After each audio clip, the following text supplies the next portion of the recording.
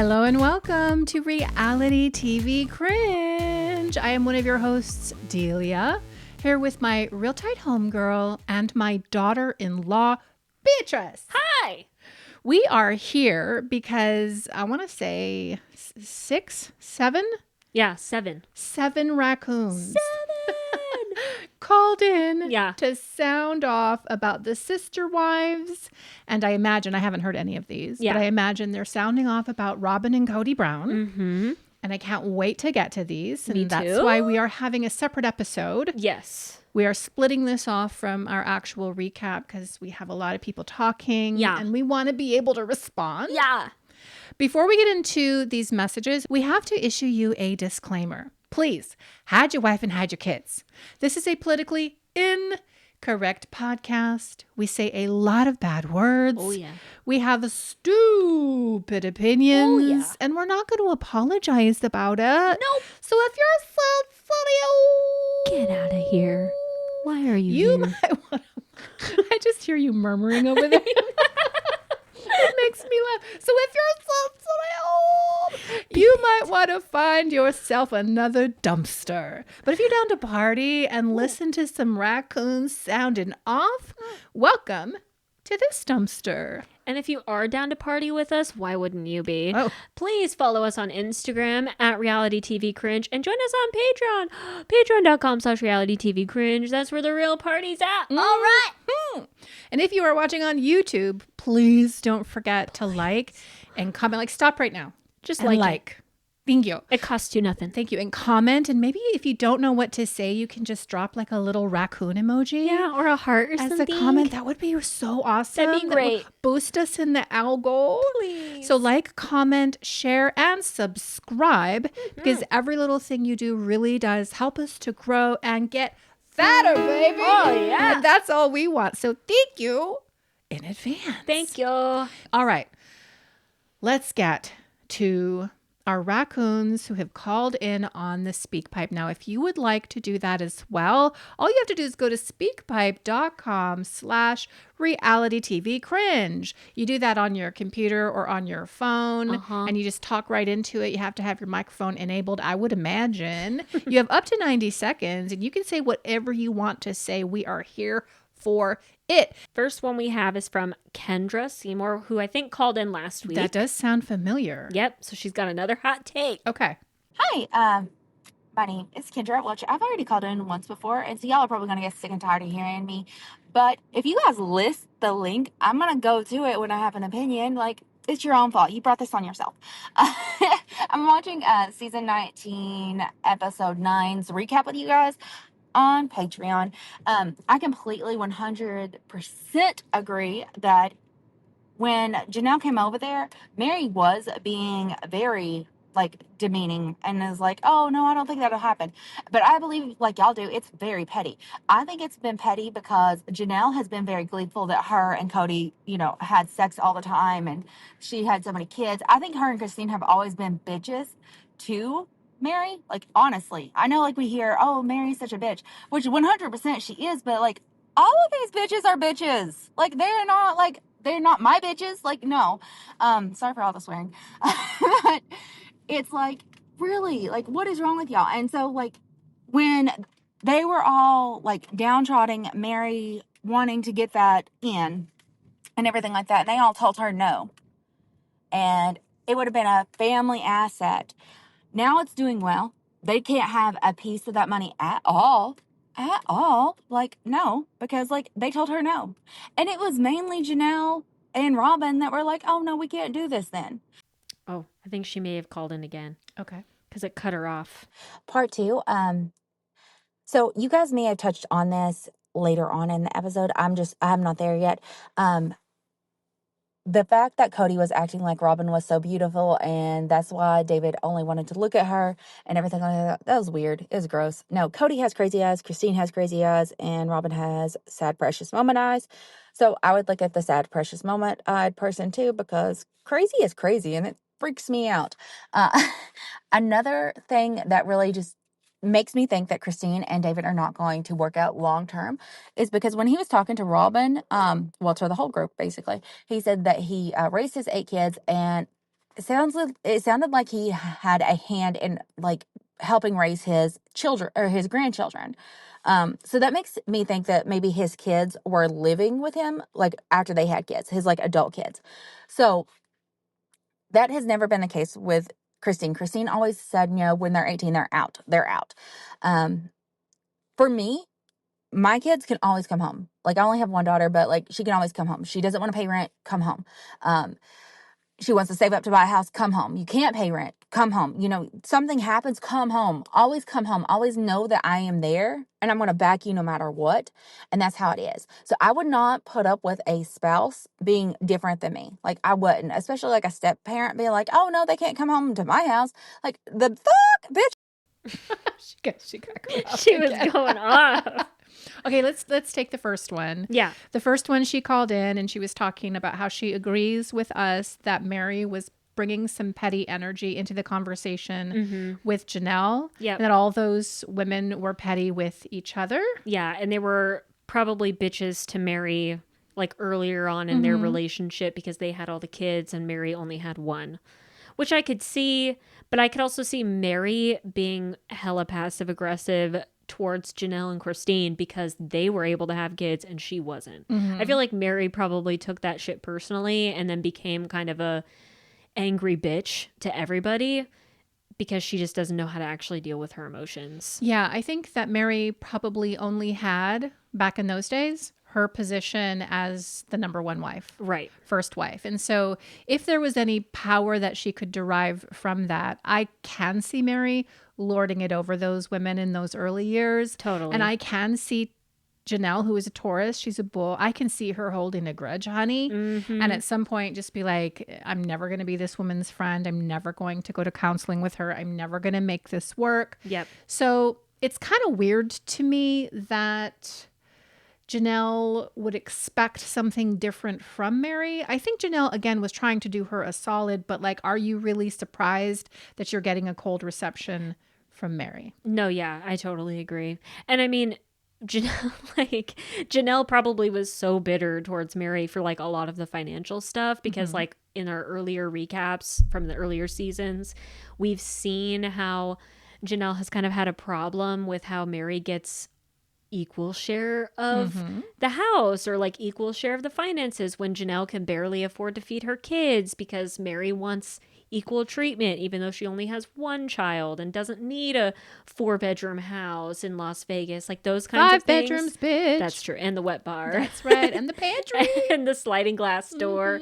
But yeah, so like Janelle probably had a hand in the dysfunction of the family because of that bullheadedness and being bitter about the fact that she has to work so much when Meri is just off in La La Land. I guess.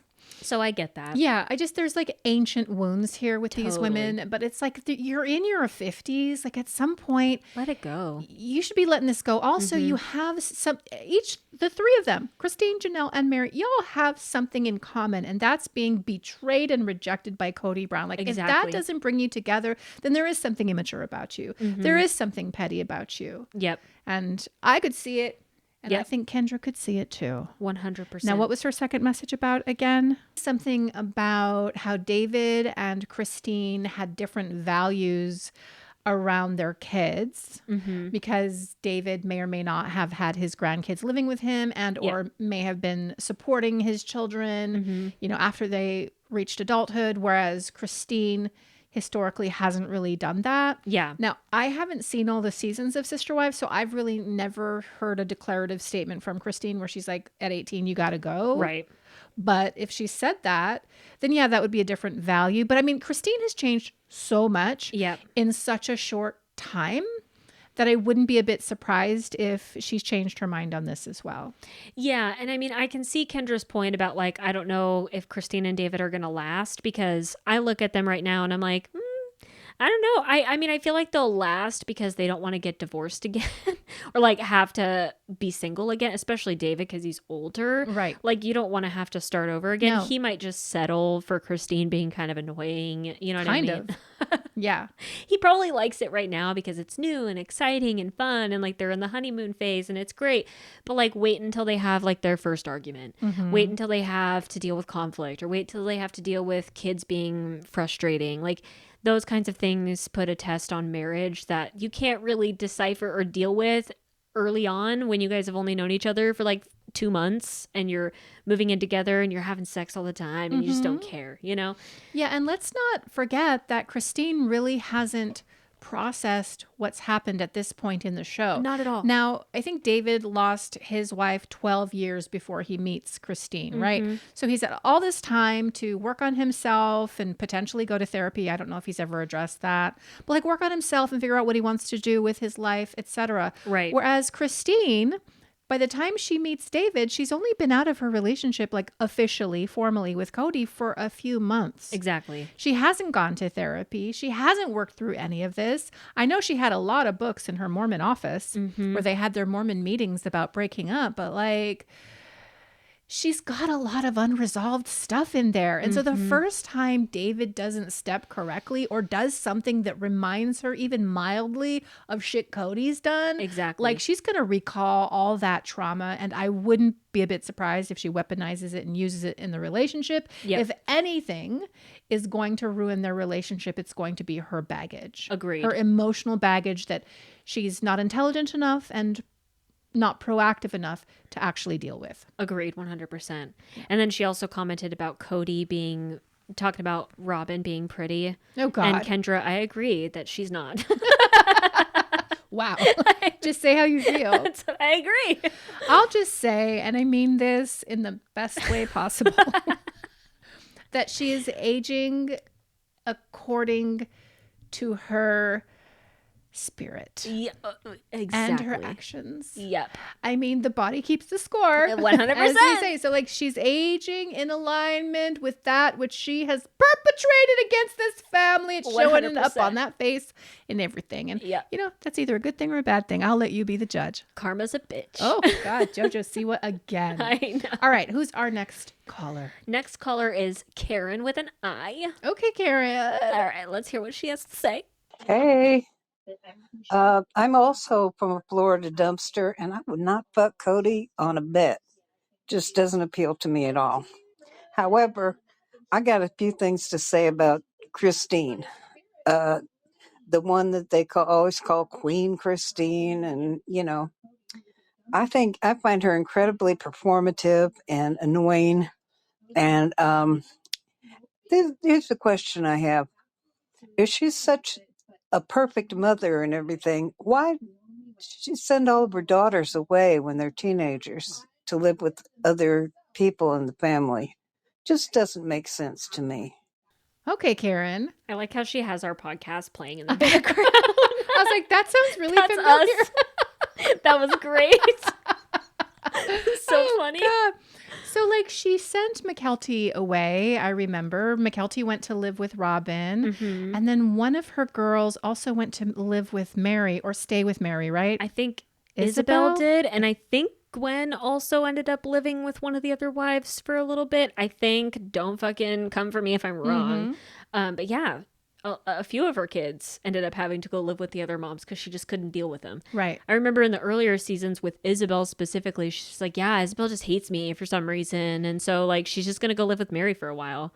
I'm like, wow, mom of the year right there. Right. And they would frame that in a way like this is the benefit of polygamy. Like Right. if my kid stresses me out, I'll just send him over to some other house, as if that's Yikes. not completely strange Yeah. and a little weird. Like, why aren't you working on your issues with your kids? But you can kind of see the end result of that. Like when Aspen is in the room with Christine and David, she's looking like she's super long suffering. Like she's like, oh, this horse shit again. Yeah.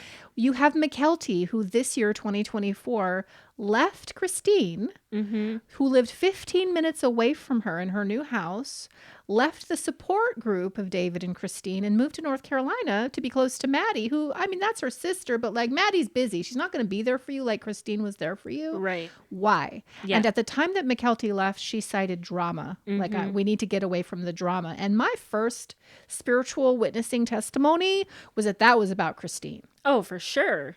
I mean, look at how she's treating them in this season. Yes. Being like, yeah, I don't give a shit if any of my kids are uncomfortable with me and David because we're still going to be together no matter what. Like, okay, fuck you. Right. I would totally resent my mom. And you know what? I do. I resent my mom because she did the same shit with my stepdad. I hope she's not listening. Sorry. I mean, You it's... gave her our podcast information. I don't think she so. listened to it. Maybe Like, she does. Whatever. she's probably listening every single week to hear what you have Well, to then say. she can talk to me Yeah. about it. But I'm just saying, like, that's like a wound that a kid doesn't really forget. Just speaking from personal experience. Right. I don't care if these kids are adults, like people on Reddit are being like, let Christine live, the kids can deal with it, blah, blah. No, that still hurts their feelings. If your mom's saying that kind of shit on TV, imagine what she's saying IRL. Right. I mean, really. And if Christine was my mom, oh my God, we'd be having so many fights. No contact. She's so fucking annoying. No contact. She's so fucking annoying. Yeah, and like Aspen's nothing like her. She's No. like demure, Yeah. very modest, Very mindful. mindful and very demure. Like she's quiet. McKelty's a lot like Christine. Gwen's a lot like Christine. But then Isabelle is also pretty quiet. And Yeah. I'm not sure how Truly's going to come out, but I have a hunch she's going to be probably more McKelty-ish. Yeah. Versus Aspen, but I agree, Karen. I have been saying Christine is completely performative. Like, as religious as she was, which they address in this week's episode, like Yep. she was one of the most dogmatic religious people in the family. Like, but how real could it have been if you just chucked it all in a matter of 3 months, got a fucking tattoo, started drinking vodka and having fornication sex with David Woolley? Exactly. Was anything real? What's real with you, Christine? Right. And now we have her on our television fucking performing romance. 100%. Because that's all she ever really wanted. Yeah. Was a romantic relationship where somebody loved her. And so now that's what she's performing. Yep. Because I think she's sad inside. And at some point, honey, those veils are going to drop. Oh, for sure. And she's going to have to sit with herself Yep. and all of her needs and all of her desires. Because heads up, David can't provide all of that for you. Only you can provide that for yourself, Christine. Exactly. But do you have the resources? Are No. you even aware that this is an issue? No, she's not. She should take Meri's course. #worthy Oh, up. God. Yeah. I think she could be a guest speaker. She has worthied up as far as she's concerned. None of these guess. women think they need any work whatsoever. It's so annoying. It is. But thanks, Karen, Thank for you, your Karen. call. Thanks. Hi from Florida. Hi from Florida, Dumpster. All right, next one we have is a twofer. So she sent 2 messages. Okay. And it's from Jasmine. Jasmine, are the messages on the same subject, a continuation of the first message? Because otherwise I'm going to forget. I don't know. I'm in my 50s. I don't have the bandwidth to remember like 180 seconds worth of content. I'll try to remember. Okay, it. thank you. Hello to the beautiful Beatrice and my fellow Taurian queen Delia. This is Right. Jasmine calling you from a dumpster in Atlanta, Georgia. I want to sound off about Robyn and these 2 conflicting ideas that she wants us to believe that production never calls her out on. On the one hand, we are to believe that the OG wives and the children treated her children and herself terribly. They bullied them. They didn't accept them, the whole 9. While we're also to believe that Robyn is sliding down the wall in her closet at 1 a.m. because she's so sad that they're not around. Now, I'm not saying she shouldn't be sad or she's not sad that the family has fallen apart. But shouldn't she feel at least some relief that people that were mistreating her are now gone? Unless you're lying. Because if you're not lying, then what does that say about you as a mother? That you allowed your children to be in a terrible situation with people that mistreated them, all so that you can sit on some community peen and get a few coins. So which is it? Did they treat you terribly? Or are you a shit mother that did not take care of your kids appropriately and let them continue to be mistreated? I love you guys' this show. Been listening for a while. You're doing a great job. Let me know what you guys think. Bye. Okay, let's just deal with that. Yeah, because that's Okay. a really good Yes. call. Yeah. So she's lying. 100%. She's yeah. definitely, because in this week's episode, Jasmine, she says that the women have been on a campaign against her. Mm-hmm. Now, if I have somebody in my life who's been, and I have actually, who's been on a campaign against me and who's talking mad shit and throwing me under the bus and mischaracterizing me any chance that they get. I have no desire to be around them whatsoever. I don't want to have Thanksgiving with them. I don't want to have Christmas with them. I don't want to have a big family celebration with them. I never want to see them again. They are not invited into my sphere of influence. Right. So that makes total sense. If the women were doing that to Robyn all along, she would not want to be with them anyway. She would not be taking Ambien and crying in her bathroom with her iPods in, or AirPods. She would not be doing all that. Yeah. So this is all a lie. It's all a performance. Yep. This is the hole in her lies. Like, this is why everybody knows she's bullshit. And also, why are we just now hearing about the wives and their campaign against you now, after they're all gone? Like, we're hearing about it afterwards. Like, she kind of, I guess, like, alluded to it in some of the earlier seasons, but not really. Now she's saying things like, well, none of the wives had my back, but, you know, like, I still miss them. I still care about them. I want them in our family. It's like, no. And then also, like, her crying in her closet high on Ambien, like, you're wanting us to believe that you miss this family and miss having them around, and you want them all to still be a part of your life. You still want to be in plural marriage, but you didn't make any effort at all to keep the family together. You segregated Cody and kept him in your house during COVID and used that as an excuse to keep him with you 24/7. So none of the other kids and none of the other wives got to have their husband or their father. But now you're sad that everybody is gone. When you haven't seen Janelle in years, you haven't seen Christine or any of her kids in years. Like, shut the fuck up. Yeah. And I don't understand how they're so comfy just straight gaslighting us. I know. Like, it's all on film. Yeah. Like, in a relationship, if you're with somebody who's a narcissist and a gaslighter, like, it's usually not on recording. You can't, like, usually go back and look at the records and say, see, you said it right then. I know I'm, like, usually you have to defend yourself in kind of a vacuum with a narcissist, but we have it on record. Yep. We have 19 seasons of all of the things that you did, all of the things that were said across the kids and across the wives, and shit that you said yourself. Cody says stuff, and then in the next episode, sometimes in the same episode, he's like saying something completely different, and or like he never said that. Yep. So like they're gaslighting and they're rewriting history, and they think that they're going to be able to do that. Of course. Like, if I just keep saying that I miss these women and that I've always wanted us to be a big family, at some point, everyone out there in the dumpsters across the world, they're going to believe me. Yep. But no, that's not how that works. No, and like Robyn only says that shit just to try and take the heat off of her because she doesn't want people to hate her. But it's like, girl, people hate you just for being Cody's wife, but they also hate you because you're a big fat liar. Right. Like, you're such a bitch. It's not authentic. Yeah. And we have said many times, and I'll say it again, if you just owned it, if you just said, yeah, like I was a total jealous bitch, or like, yeah, I was completely insecure.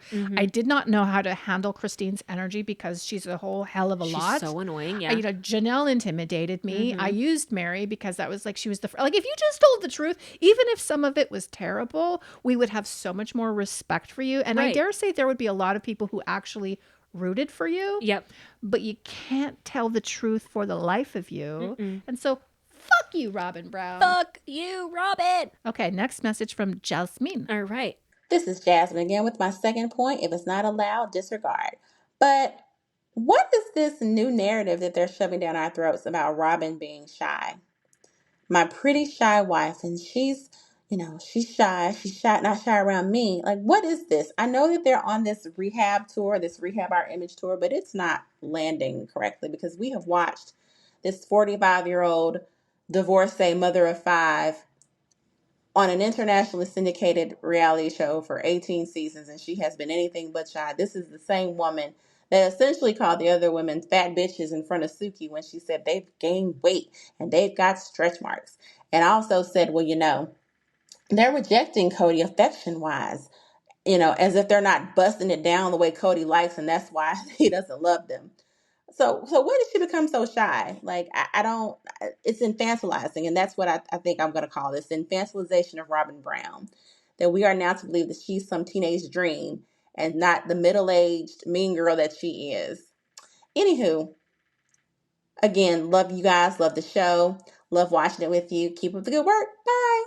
So, Robyn, for me, does strike me as socially reserved. Like somebody who's not very comfortable, divulging a lot, being super talkative. Like compare and contrast with somebody like Christine. Like she does strike me as somebody who might be a little more quiet, who might be a little bit more into herself. I wouldn't necessarily say an introvert. Yeah, when she's sitting alone on a couch, she's going to talk shit with producers that she trusts because they've always had her back and they don't challenge her. Yeah. When she's sitting with Suki, who I think has been handpicked so that she doesn't ask too many questions, so she feels safe. I feel safe. Puke. Then she feels emboldened to say it with her chest. But she would never say this shit to Janelle's face that she's been saying on the couch. Yeah. She would not say this shit straight to Christine. Like, you see how she's acting when she goes over to McKelty's to take care of the baby. She's smiling. She's timid. She's in the background. I don't think she's comfortable being the center of attention. I don't know that that means she's shy. I just think it means that, and it's so weird because behind the scenes in her own home, she's straight up Machiavellian. She's like, for sure. She's like a wizard. Yep. She's controlling everything. Yep. And probably with her kids, and I bet with Cody, she's ruling with an iron fist. Yeah. Not shy there. But like with other people, especially if they can see through her, like Meri, Christine, and Janelle, I do think she's a bit reserved. What do you think? I don't know if I would like call her reserved. I think she's very covert. Like she is so fucking fake. She'll be nice to your face, but then talk mad shit when she's behind closed doors. She's one of those people that like can talk shit but can't take it. So that's why she doesn't say it to anybody's faces, because I'm like, if you're going to talk shit, you better say that shit to my face and then we can have a conversation and a discussion, but she can't take that. Because then she'll fake cry. Right. So it's like she weaponizes her tears. She weaponizes this like shy persona that Cody has kind of given her. Cody looks at her as this like shy, like damsel in distress. Delicate. Like I got to protect so her. Sensitive. Yeah. Because she creates that. Because she knows that that's the key to Cody's heart. Cody wants a woman like that who's very passive, doesn't talk back to him, doesn't question his authority, doesn't question the patriarchy. So she goes along with it, but she is Machiavellian behind closed doors. Now, I don't know if she like rules with an iron fist at home. Oh, she's like silent treatment. She's like abusive in that way. She's a withholder. Ooh, she won't give him what he really, really wants. Yeah, she's probably threatening behind the scene. Like, well, if you don't do this, we lose everything. And then you don't think I can find me another man? Curly Q, Shirley Temple. I could see her being like that. Ooh, yikes. I could see that too. Not like a screamer or a yeller, although I don't know, maybe. You never really know. But definitely she's wearing the pants, in my opinion. Well, when she talks about like Cody having like his murder face and being very angry, like I believe that from her. I feel like Cody is more vocal in his anger. So he's probably kind of an intimidating, like scary presence to be around. I mean, he's scary on TV sometimes when he's talking. Well, like because he's kind of a narcissist and he's like spewing this evil shit all the time. Like that's kind of scary to me. So I don't know. I can see him being like that at home. Even last week when he was shoveling snow with his real kids, like he's telling himself he can't get mad at Ariella or whatever for hitting the truck because he's on camera, because he knows that if he actually yells at Ariella, it's going to make him look bad on camera. It's like, I don't know. I can believe that narrative from Robyn that he's like a scary person to be around, but she knows how to work him. I don't think she's scared of him though. I don't think she's scared of him personally. Maybe she's just as scary. Maybe. Oh, that's what I'm saying. Yeah. Right there. Maybe That's she's exactly just as what scary. I'm saying. Yeah, she's probably more scary. Yeah. In a different way, 100%. in an intelligent way. Again, not like book smart. Right. But like instinct smart. Yeah. Instinct intelligent. Very manipulative that it's scary. Yes. Yeah. Thanks, Jasmine. Those were really great. Very good. All right, next caller we have is Susan. Hi, my name is Susan, and I'm calling from the dumpster of Wisconsin. I had a conspiracy thought about Sister Wives and wanted to see y'all's thought on it. Maybe this is a stretch, but whatever. And David, I saw somewhere that he tried to get divorced from his late wife. that there was some sort of divorce filing that happened, but then they were still married. And then she ends up dying from suicide, based on what I've read. And then when he was talking about his sisters and their involvement in polygamy, he said that his sister tried to get a divorce, but ultimately got out of polygamy because her husband died. Does this seem like a coincidence to you guys? I mean, the man owns a construction company. He can probably find a way to bury a body. Anyway, just my thoughts, and I would love to hear y'all's. Thank you. I love Wow, the conspiracy that he's a murderer. I was like, that went on into a very dark place very quickly. I'm trying to connect what could have happened to his sister's husband with what she was saying about David's first wife and how she passed. Maybe he killed the husband too. Or like he killed them both. Maybe. Oh my God. Well, I doubt it. And the only thing I've really heard about his first wife, and I don't like to speak ill of the dead, and I'm not going to speak ill because I don't know much, but I heard that she had some issues. I don't know if there was some substance stuff going on, or if it was just strictly mental issues, but I know in the letter that she left behind, she was quite accusatory toward him and his controlling nature and the way that he dealt with her. And like she called him out in her actual note. Yeah. So I don't think he killed her. But I think that was way more troubled than this impression we're getting of a David Woolley now in 2022 with Christine, this happy-go-lucky guy who's besotted and in love. I'm like, okay, but like, what about the stuff that your wife had actually said? I don't know. Like, I get kind of weird vibes from him. I don't know if they're necessarily nefarious or murderous. Like, it's a bit much. I mean, it's kind of funny to me though. Like, if you are gonna be a murderer, that would be a good profession to be in. Yes, for sure. But I don't know. Every time I see him on my television, I'm like, ugh, I just get a weird vibe from him. Maybe it's because he reminds me of my stepfather, and so maybe I'm just like attributing it to that. But I don't know. I don't think he's like a bad guy per se. He seems to be okay because all of his kids still have relationships with him. Right. He's got really good relationships with his grandkids. He seems to be really good with Christine's kids. So I'm hoping for the best, but there might be some weird like energy that he's reserving for, like I had said earlier, like later down into their marriage, like when you have conflicts, like maybe he's a fucking asshole, maybe he screams, maybe he is kind of a controlling dude. I don't know.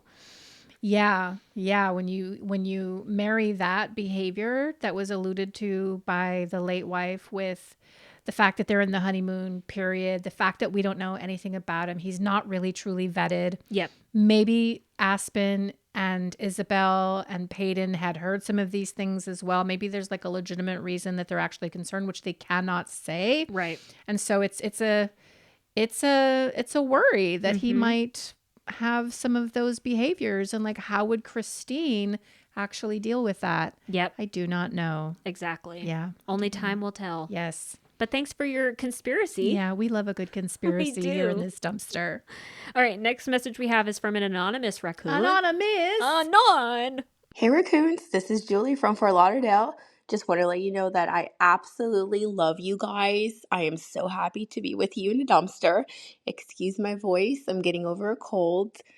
But I just wanted to point it out, episode 10, how Julie's always in the background with Christine and David. And that just got me feeling like so happy, so excited for her. This kid gets to grow up with like a real dad, someone that's present, someone that's there. Because I felt like watching all previous episodes, Cody wasn't really taking the kids on all these exciting adventures, at least not how Christine and David are doing it. But I just had like some hope for her. She's still, I believe she's 13, that she's still gonna have like a real father figure guide her. And I feel like that's gonna be so amazing for her. So I don't know. Let me know what you think. Love you guys. We were just talking about this actually on the ride over here, how like with Isabelle, and we saw this in this week's episode 10, like she's currently mourning the loss of a father she wishes she could have, which she knows she can't have because that's just not Cody at all. Yeah. And she's looking at David and she's thinking like, wow, he's so present. His kids really love him. Like, what would that be like? But Truly still has time. Yep. And I was telling you that I can actually see a future where Truly becomes way more connected and close with David. Yep. And potentially doesn't even talk to Cody. Because I don't think Cody likes Truly. Oh, no. Like in a few of these scenes this season where he walks into a room or a party, Truly's right there and he doesn't even address her. He has to be reminded that she's there to even say hello to her. And now after the lawsuit with Christine suing him for child support, I think he's going to also at least energetically attach that to Truly. Yep. And it's going to further degrade the relationship. And I just feel bad for her, but she's young enough now where she can forge this new kind of relationship with David. Yep. And it would be great for her. So that I am hopeful. But in this episode, she also bit his hand, which that's funny. Yeah. Or is it a form of communication? Is she trying to tell him, don't touch my mom? Why are you touching my mom? Is she trying to actually say something? Or is she just being playful and that's how she does it? I don't know. I think it's a bit of both, but like I have seen this happen where like a step parent can be the main figure in this kid's life and it can be beneficial. Like this happened with my younger sister. When my parents got divorced, she was like 11, so kind of roughly the same age. My dad totally had a bit of resentment towards us kids because we were a lot like our mom and we were with my mom, you know, most of the time. My dad was resentful towards my mom, so therefore resentful towards us. And it caused a lot of like friction. Not saying my dad is like Cody Brown because he's not at all. And eventually things got better. But like between him and my younger sister, things never really rekindled. And so my stepfather became the father figure that my little sister needed. And you know, they have a way better relationship than she has with her own dad. So like I can see that happening with Truly. And I do hope that that happens because, you know, David seems like an okay guy. And like hopefully he can step up to that and be there for Truly in that regard.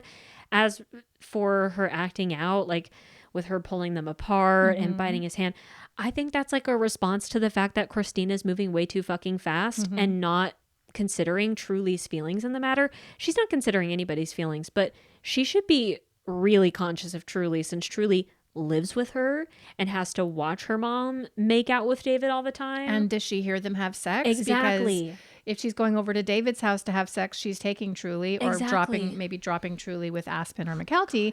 Or if David's coming over, like she's maybe hearing it, or at the very least she kind of knows it. Kids know way more than we think they know. Exactly. And if she is experiencing that, that shit's traumatizing. Yeah. Okay, especially for a 13-year-old, Sure. 14-year-old. Like, I don't care what anybody says, that shit's traumatizing and gross. And I could totally see Christine not caring at all because she's getting her box safe for the first time in forever. You know, she's having this like sexual renaissance. She's having this romantic time with David, but she's not giving a crap about her kids. So I don't maybe know. even telling herself, well, I want to model and demonstrate to Ew. Truly what a good, healthy relationship is between Gross. a man and a woman, because she's never seen it with me and Cody. But like, I can see Christine giving herself liberties. Yep. But of course, we are completely speculating and we have no idea what's actually going on. And I hope that this is a great result for Truly. I do think there's reason that we can all be hopeful for that. But I am a little concerned as well. Yeah. I'm Especially totally if concerned. he's murdering people and burying them in his backyard. Right. Right. And I mean, like Cody, she doesn't have like a good father figure in her life at all. Like, or even like a male figure in her life besides maybe Peyton Or Mitch, maybe. or Mitch, maybe. But like Cody has never cared. No. Like even at her birth, he's Yes. leaving the hospital to go make out with Robyn. So like he's never cared. Right. Even when Truly had all of her health issues, I don't think he was even like at any of the That doctor's he was appointments. responsible for, along with Christine. Right. Yeah. He didn't give a shit. So I feel bad for Truly in that regard, but hopefully David can Yes. fill that void. Yes. You know, and Hopefully. same thing for Isabelle. I hope that he can help with that. Yeah. But Same. yeah, that's it. That's the last speak That pipe. was the last speak pipe? Yeah, I thought we had more, but that was it. Oh my gosh, we had so many great conversations. Yeah. I actually really love hearing from you. You Me too. do spark my brain, and I have like different thoughts, and we get Yeah. into different areas like murder. It's great. Murder, which is fabulous. Yeah. Okay, so I guess that's it. Yeah. We're going to be back next week to talk Sister Wives again. We also want to let you know kind of what's coming up on the schedule. In December, we are going to be starting The Last Resort, which is a 90-Day Fiancé offshoot. And look, you might not watch 90 Day Fiancé, and I don't blame you. It's very long, and a lot of it is like super lame. The same stuff. Correct.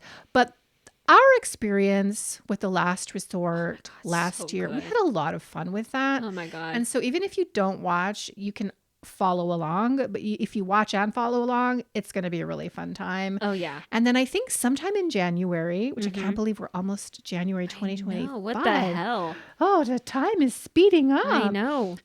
Either January or February, I think The Valley comes back. Yeah. Now, The Valley, for those of you who don't know, this is a Bravo show. It's kind of an offshoot of a show called Vanderpump Rules. I assume most of you know what this is. We covered it last year. A lot of people on YouTube really didn't catch on, but like when I tell you this show is really fucking good, I mean it. And there's a lot of buzz happening right now for the show between two of the main characters, Jax, who is such a fucking colossal asshole. Oh my God, piece of human shit. And his wife, Brittany, who are currently going through a separation, and it's so terribly toxic in a way that only Bravo can be. Yep. And apparently, I think there's 4 different couples on this show, and all of them are having marital problems. I love it. And it is so dramalicious when you compare it to Sister Wives, which again is like we're looking into the stars to try and divine for ourselves what the fuck is going on for real. Yeah. Like compare and contrast that with The Valley, where it's in your face drama, and right now at least it's authentic. It's real drama that's actually happening. And so I am so looking forward to it. Yeah, it'll be a nice palate cleanser after the fakery that is Sister Wives. Yes. And maybe we'll be done with Sister Wives by then. I don't really know how many I was more episodes actually are going to be. wondering that. I think we're on episode 10. I wouldn't be a bit surprised if we had like 17 or 18 actual episodes content, and then 3 or 4 Sukiyana Snorefest, terrible potentially tell-alls. Also look backs and talk backs and all those things. God. We could be here until February with Sister Wives. We could be here until February with Sister Wives. But at least we'll be together. Yeah. At least we have each other. Yeah, I guess so. So, but those are some of the things we're looking forward to. Also, by the way, if you haven't joined our Patreon, you really ought to. We are planning to cover a couple of things. We're planning to react to a Sister Wives Christmas special that spans the seasons. We're also planning to react to... Tell them. This is in December. It's a special called My Husband's Not Gay. And it's about Mormons, like Mormon couples, where the men are total fucking gay guys. Like they are all like fucking each other. Like they are so fucking gay. Right. But they're married to these women. And the women are like, yeah, my husband experiences same-sex attraction. We call it SSA, but he's not actually gay because he's still married to me and he fucks me once a month. So I promise he's not gay. And it's really good. How did I not hear about this in 2015? I would have been all over that. I watched it in 2015. It's Okay. been a minute. I'm going to watch it again with you. Okay. It is so we're going to watch that and we're going to react to that in December. And then for New Year's, so maybe like we'll release it New Year's Eve or something like that. You and I are going to get together and we're going to put together our 2025 motherfucking vision board. Vision board. What we always talk about. Put it on the vision board. Well, we are going to be putting some stuff on that vision board. And I think it would be really great if you are a patron. Yeah. That you can actually drop a comment, send us a message. Let us know if you've got a suggestion for that vision board. Is there something you want to manifest as a fat raccoon in this dumpster to make it better? Well, then write in, let us know, and we're gonna do that together. We're gonna do our vision board at the end of December. So we would love to have you join us. We're just trying to party. Yeah. That's all we're trying to do. We want to get fatter, and we want to party. So if you want to join us again, all you got to do is go to reality TV cringe, patreon.com/reality TV cringe. I'm tired. I know. Get off me, bro. Get off this jock.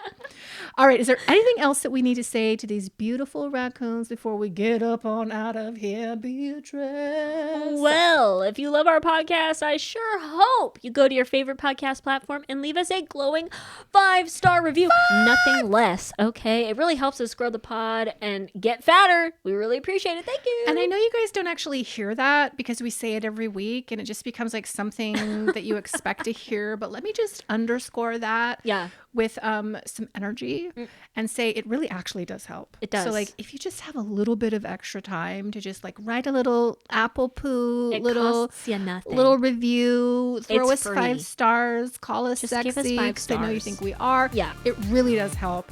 So thank you. Thank you. All right, everybody, we'll be back next week to talk Sister Wives. Please don't forget that we have nothing but love for you. And until then, peace out. Bye. Bye, guys.